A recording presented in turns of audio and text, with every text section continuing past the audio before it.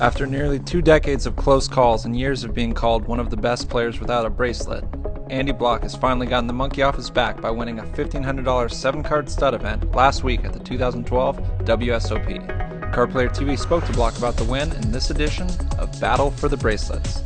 Yeah, it feels great to finally actually have the statistic out there, one bracelet, instead of when people would come up to me and sometimes ask me how many bracelets you have, and I don't know if they're trying to needle me or they just really don't know that I didn't have a bracelet. And I would joke with them and say I had 93% of a bracelet, and it's half a joke. It's also a way that, as a poker player, it softens the blow, and in reality, that's how you have to think about things as a poker player. You have to say, okay, I got the money in good multiple times and ended up losing. You can't look at it and say, well, I should have won a bracelet, and then get down on yourself and let that affect how you play poker for the rest of your life. You just have to move on and say, well, I had the opportunity, I got the chips in, I had the odds in my favor. 93% of the time, I would have won a bracelet. So in my mind, I felt like I had part of a bracelet. It was certainly more money than most bracelets, and the money that I've won coming in second place in the World Series of Poker is worth 10 times what I won from this bracelet. So in some ways, it was a lot sweeter, I think, finishing second to Chip Reese and then winning this bracelet. 7-card stud events are consistently some of the smaller fields at the WSOP. Card Player TV asked Bloch if this had anything to do with his decision to play the event, or if he simply liked the game. I love playing 7-card stud. It's one of my favorite tournament games. Possibly, I think it's the best tournament game out there, but a lot of people would probably disagree with me. I like it because there's a lot of antes in there, so it's really worth playing for.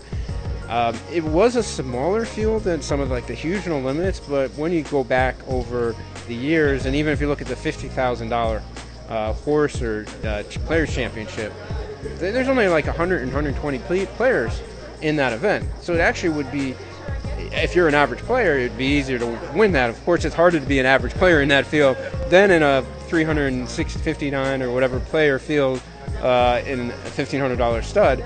I think, yes, that field was weaker. I actually think it probably might have been easier to win a 359 player $1,500 stud event than the 5,000 stud event that had maybe a third as many players.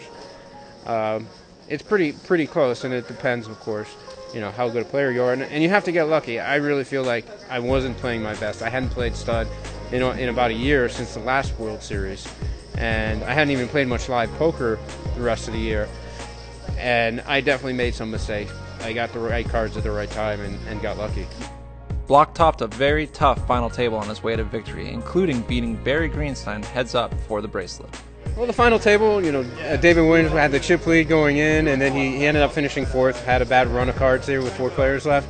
And then I got heads up with Barry Greenstein with a 3-1 chip lead, and I was pretty happy to have a chip lead against him because I know I don't have any edge over Barry in 7-card stud heads up. We've played before years ago. We both probably play a little bit differently now in Atlantic City in a small stud tournament, and he beat me heads up in that one. So there was a little bit of revenge going on there. That was for a lot less money and a lot less prestige, but it was still in the back of my mind. Not just this could be the third time I finish second after having the chip lead, but it was also would have been the second time I lose to Barry Greenstein heads up in a 7-card stud tournament. I didn't want either of those things to happen, so I was pretty happy when we finally played a big pot and I won it, and I had him in really bad shape.